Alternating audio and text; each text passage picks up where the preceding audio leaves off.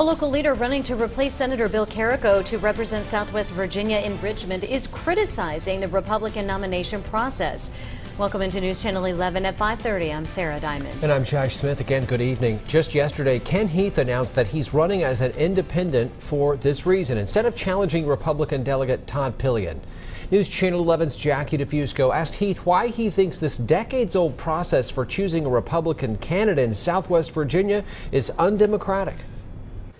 Josh, Sarah, party leaders can legally choose between a number of methods to decide who will represent Republicans in the general election. But Heath argues the status quo in this district makes it too difficult for voters to participate in a contest with typically low turnout.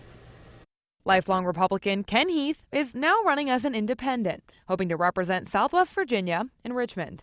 And we'll let the people have the ultimate voice in who they want to lead them, who they believe has the best voice, the strongest voice, and the most passion for Southwest Virginia. The switch comes after Heath criticized Republican Party leaders for planning to choose their next candidate through a mass meeting, where only those in attendance have a say in who wins. It's more or less a coronation party, and that's cool. That's fine if you don't have a challenger.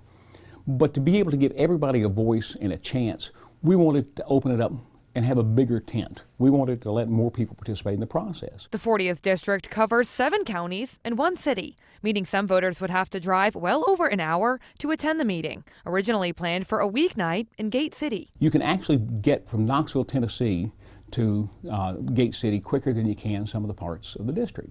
Virginia state law allows the incumbent lawmaker or the local party chairman to choose between holding a mass meeting, a convention, or a primary. Today, they both defended the choice. This has been at the same location since the 1990s. If we had it somewhere else, somebody over in all the other areas would say the same thing. There's other mass meetings that occur. The Democrats do it. There's mass meetings that occur in other localities other than just the 40th. But Heath thinks the Republican Party should switch to a primary nomination process in the future. He says this would allow voters to engage in democracy closer to home. If we don't encourage them to participate in the process, we're setting ourselves up for failure. For the Senate District Committee Chairman Paul Grinstead says by the time Senator Bill Carrico announced he wouldn't be seeking re-election, the deadline to switch to a primary format had already passed. When asked if the party would consider this change in the future, he wouldn't answer the question. Live in the newsroom, Jackie DeFusco, News Channel 11 in your corner.